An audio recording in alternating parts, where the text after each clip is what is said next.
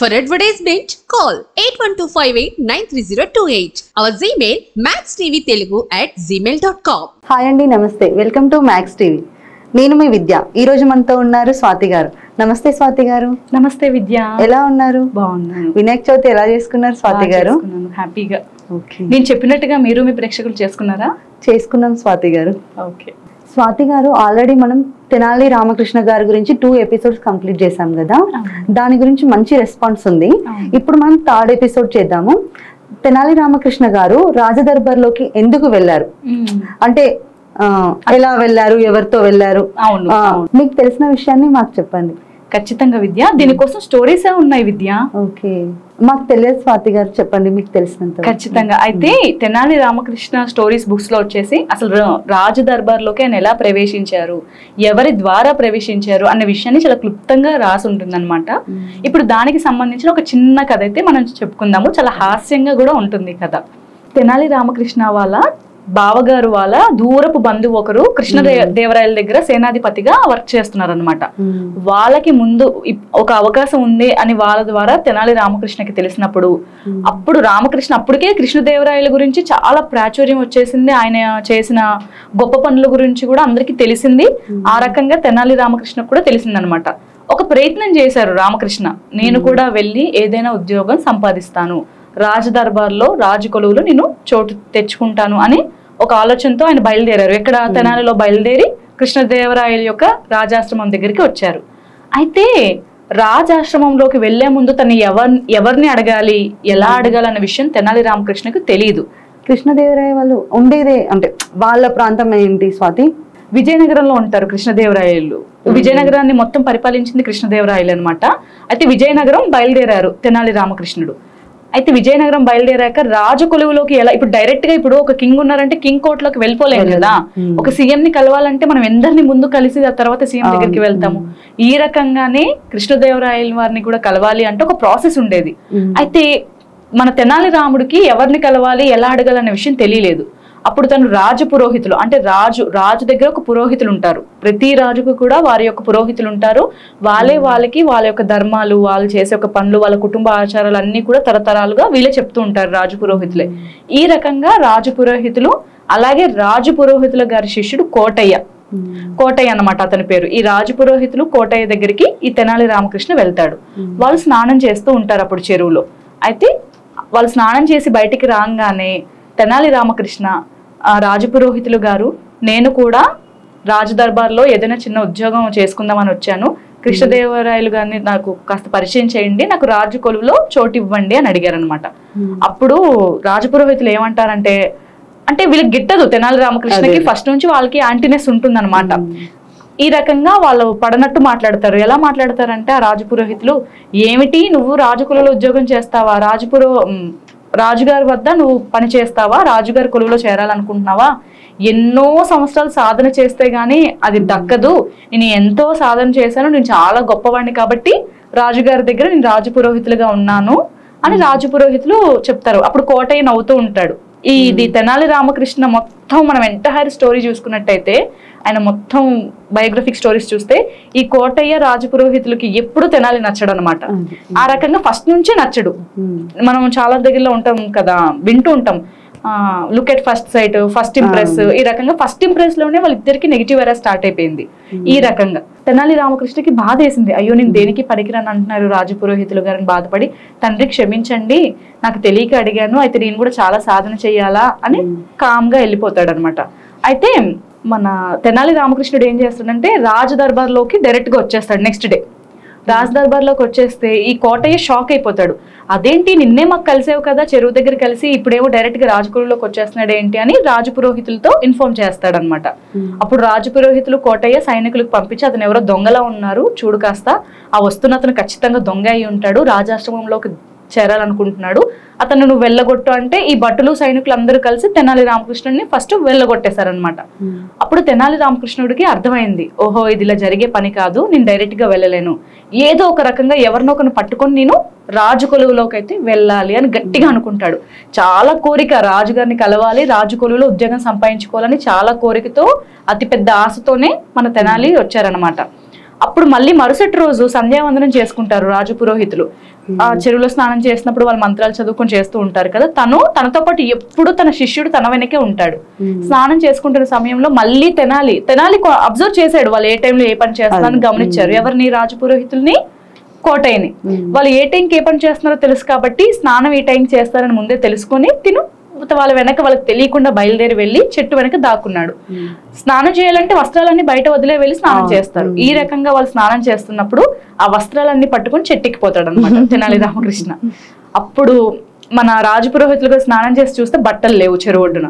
అయ్యో ఎవరు తీసారా నాయన, నా బట్టలు ఎవరా కుర్రో ముర్రో అంటూ ఉంటుంటే అప్పుడు తెనాలి పైనుంచి పిలిచి, రాజపురోహితులు గారు మీ బట్టలు ఎక్కడికి పోలేదు, క్షేమంగా నా దగ్గర ఉన్నాయి. అయితే మీ బట్టలు మీకు కావాలి అంటే నాకు ఒక చిన్న సహాయం చెయ్యాలి అని అంటాడు. ఇప్పుడు బట్టలు లేకుండా అయితే వెళ్ళలేరు కదా, ఇంటి వరకు ఎలా వెళ్తారు పాపం. అందులో ఆయన పెద్ద స్థాయి రాజుగారి దగ్గర పురోహితులు ఆయన. అయితే అప్పుడు సరే నాయన నీకేం కావాలో చెప్పు నేను చేస్తాను అని అంటారనమాట రాజు పురోహితులు గారు. అప్పుడు తెనాలి ఏమడుతాడంటే, నాకు మీరు ఏమి చేయక్కర్లేదు, నాకు మీరు ఒక చిన్న సహాయం చేయాలి, నేను మీ బట్టలు మీకు ఇచ్చేస్తాను, కానీ మీరు నాకు మీ భుజాల పైన పెట్టుకొని ఇక్కడి నుంచి రాజు కొలువు వరకు తీసుకొని వెళ్ళాలి, నన్ను మోసుకొని తీసుకొని వెళ్ళాలి అని తెనాలి అడుగుతారు. అయితే మరి ఇప్పుడు తప్పదు, గత్యంతరం లేదు వాళ్ళకి, బట్టలు లేవు, వస్త్రాలు లేకుండా బయటికి రాలేరు. అతను సంధ్యావందనం చేసుకునే ప్రాంతం అది బ్రాహ్మణులది కాబట్టి అక్కడికి వేరెవరు కూడా ప్రవేశించే హక్కు కూడా లేదనమాట. ఈ రకంగా తన శిష్యుడు కోటయ్య మాత్రమే అక్కడ ఉన్నారు. ఇప్పుడు బట్టలు లేకుండా అయితే వెళ్ళలేరు. ఆపై భోజనానికి టైం అయిపోతుంది కనుక ఒప్పుకోవాల్సి వచ్చింది. ఇప్పుడు మరి ఆప్షన్ లేదు కదా, ఏమీ చేయలేరు కాబట్టి సైలెంట్ గా ఒప్పుకున్నారు. అప్పుడు తెనాలి రామకృష్ణ వెంటనే కిందకి దిగి ఒక వస్త్రం ఇచ్చాడు, కింద భాగం వరకు చుట్టుకునేది, పై వస్త్రం ఇవ్వలేదు ఇద్దరికి కూడా.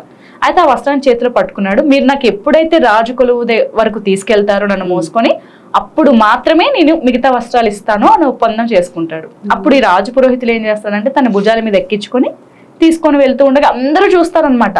అయితే ఈ రాజు పురోహితుల పైన కొందరికి బ్యాడ్ ఇంప్రెషన్ ఉంది. ఏంటంటే ఇతను రాజుగారి దగ్గర ఉంటారు, ఎవరితో పడితే వాళ్ళతో. ఇప్పుడు కొందరికి పొగరు ఉంటుంది కదా, ఆ చులకన భావంతో చూస్తారు వేరే వాళ్ళని. నాకేంటి, నేను గ్రేటు, రాజుగారి దగ్గరే పురోహితులని, మీరెవరు అని చాలా మందిని కించిత్ భావంతో మాట్లాడిన సన్నివేశాలు కూడా బోల్డ్ ఉంటాయి.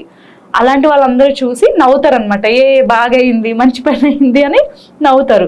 ఎన్నాళ్ళకి రాజపురోహితుల గారికి గర్వం అమిడింది అని అనుకున్న వాళ్ళు కూడా ఉంటారనమాట. పాపం కోటయ్య చాలా దిగులు పడుతూ ఉంటారు. ఎందుకంటే అతను గురువు, రాజపురోహితులు మన కోటయ్యకి గురువు. ఆ కోటయ్య బాధపడతాడు, అమ్మా మా గురువు గారితో ఇలాంటి పనులు చేయిస్తున్నాడు ఈ తెనాలి రాముడు, వీడిని ఎలా అయినా కూడా మనం విజయనగరం నుంచి గెంటేయాలని గట్టిగా ఫిక్స్ అయిపోతారు వాళ్ళు. అయితే ఆ బట్టలు అందరూ చూస్తారు.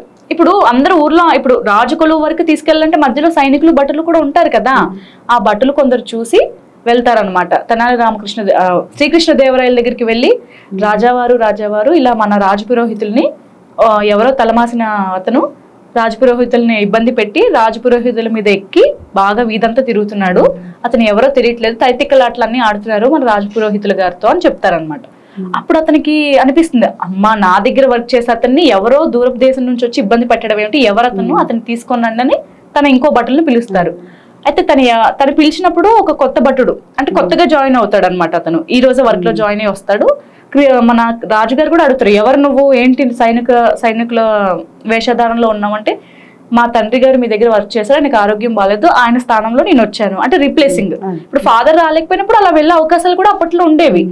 వాళ్ళ నాన్నగారు ఆల్రెడీ అక్కడ సైనికుడు కాబట్టి అతను సైనికుడు కొడుకుగా అక్కడికి వచ్చారనమాట. అయితే నేను ఈరోజు మా నాన్నగారికి ఆరోగ్యం బాగాలేక నేను వచ్చాను రాజా అని చెప్తే, సరే నువ్వు ఈ విధంగా జరుగుతుంది, తెనాలి రామకృష్ణ అని పేరు తెలీదు, ఎవరో ఒక పరాయి వ్యక్తి మన రాజు పురోహితుల మీద ఎక్కి వీధంతా ఊరేగిస్తున్నారు, మనకు ఎంత అవమానం, రాజుకి అపకీర్తి కదా, నువ్వు వెళ్ళి ఆ వ్యక్తి ఎవరు అతను పట్టుకొని చితకబాది నా దగ్గరికి తీసుకొని రా అని చెప్తారు. అయితే దూరం నుంచి అంటే రాజకులలో ఎంటర్ అయ్యే ముందే ఒక చిన్న కొండ మీద ఎక్కి చూస్తున్నాడు తెనాలి రామకృష్ణ. అయ్యో రాజుగారు ఏదో ఆగ్రహిస్తున్నారు, ఖచ్చితంగా ఇదే నా కోసం ఆగ్రహించుంటారు, అసలే మనం ముందుగా చెప్పుకున్నాం ఆయనకు అమ్మవారి అనుగ్రహం ఉంది తెలివని, అసలే ఆయన తెలివైన వాళ్ళు కదా, పైగా అమ్మవారి అనుగ్రహం ఒకటి ఉంది, ఆయనకు అన్ని తెలిసిపోతాయి. ఈ రకంగా ఆయన అనుకుని ఖచ్చితంగా ఇప్పుడు నేను చేసిన పనికి రాజుగారికి కోపం వచ్చి ఉంటుంది, నేను ఒక పని చేస్తానని అక్కడ దిగిపోతాడు. మన రాజపురోహితులు భుజాల మీద నుంచి దిగి, తండ్రి క్షమించు రాజపురోహితులు గారు, మీరు నాకంటే వయసులో పెద్దవాళ్ళు, నేను చాలా పెద్ద తప్పు చేశాను, నన్ను క్షమించండి అని పాదాలు పట్టుకొని ఈ పాపం ప్రోక్షాళన చేసుకుంటాను, ఇప్పుడు నేను నా భుజాల మీద మిమ్మల్ని ఎక్కించుకొని తిప్పుతాను అంటే ఫస్ట్ రాజపురోహితులు వద్దురా నీచ పరాచక వెధవా అని తిడతారు. లేదు అయ్యా నేను తప్పు చేశాను, ఖచ్చితంగా నా భుజాల మీదకి మీరు వెక్కండి, నేను మిమ్మల్ని మోసుకొని వెళ్తాను, అప్పుడే నా పాప ప్రోక్షాలు అనేది జరుగుద్ది అని చెప్తారనమాట రామకృష్ణుడు.